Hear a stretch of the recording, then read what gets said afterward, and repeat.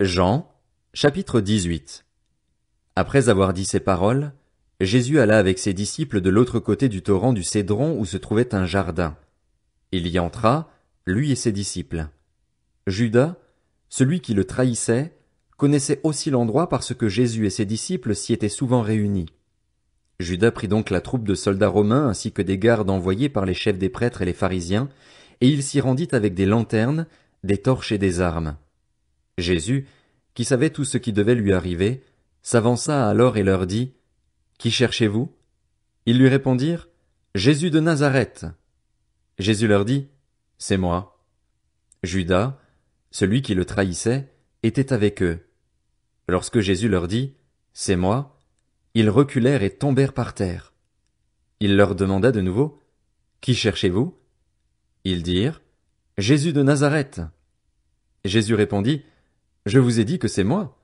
Si donc c'est moi que vous cherchez, laissez partir ceux-ci. » Il dit cela afin que s'accomplisse la parole qu'il avait prononcée, « Je n'ai perdu aucun de ceux que tu m'as donnés. » Alors Simon-Pierre, qui avait une épée, la tira, frappa le serviteur du grand prêtre et lui coupa l'oreille droite.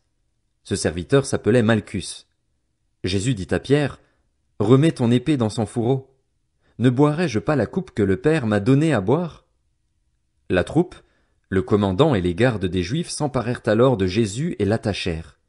Ils l'emmenèrent d'abord chez Anne, car il était le beau-père de Caïphe qui était grand prêtre cette année-là. Or Caïphe était celui qui avait donné ce conseil aux Juifs, « Il vaut mieux qu'un seul homme meure pour le peuple. » Simon-Pierre et un autre disciple suivaient Jésus. Ce disciple était connu du grand prêtre, et il entra avec Jésus dans la cour de la maison du grand prêtre, tandis que Pierre restait dehors près de la porte. Alors l'autre disciple, qui était connu du grand prêtre, sortit, parla à la femme qui gardait la porte et fit entrer Pierre. La servante qui gardait la porte dit à Pierre, « Ne fais-tu pas partie, toi aussi, des disciples de cet homme ?» Il répliqua, « Je n'en fais pas partie. » Les serviteurs et les gardes qui étaient là avaient allumé un feu de braise pour se réchauffer, car il faisait froid. Pierre se tenait avec eux et se chauffait aussi. Le grand prêtre interrogea Jésus sur ses disciples et sur son enseignement. Jésus lui répondit, « J'ai parlé ouvertement à tout le monde. J'ai toujours enseigné dans les synagogues et dans le temple, où les Juifs se réunissent constamment, et je n'ai rien dit en secret. Pourquoi m'interroges-tu ? Interroge ceux qui m'ont entendu sur ce que je leur ai dit, ils savent, eux, ce que j'ai dit. » À ces mots, un des gardes qui se trouvait là donna une gifle à Jésus en disant, « C'est ainsi que tu réponds au grand prêtre ?» Jésus lui dit, « Si j'ai mal parlé, explique-moi ce que j'ai dit de mal. Et si j'ai bien parlé, pourquoi me frappes-tu » Alors Anne l'envoya attacher à Caïphe, le grand prêtre. Simon-Pierre était là et se chauffait.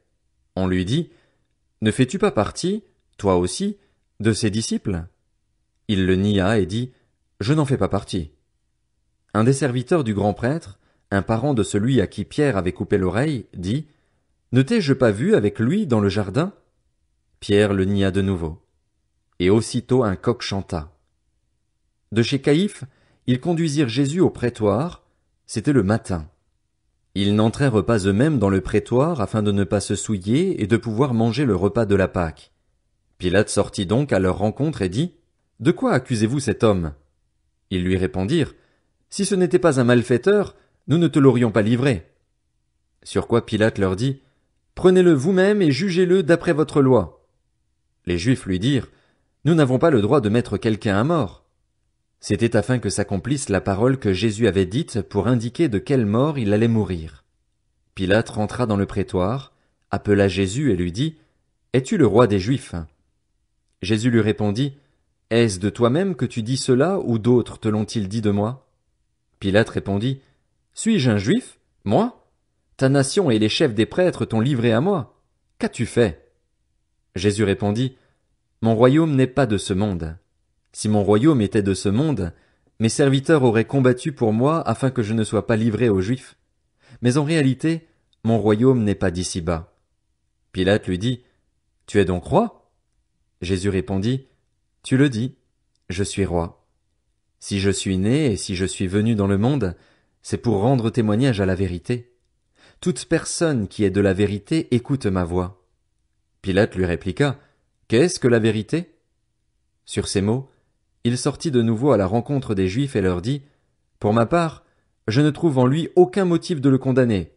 Mais, comme c'est une coutume parmi vous que je vous relâche quelqu'un lors de la Pâque, voulez-vous que je vous relâche le roi des Juifs? Alors de nouveau ils crièrent tous, Non, pas lui, mais Barabbas. Or, Barabbas était un brigand.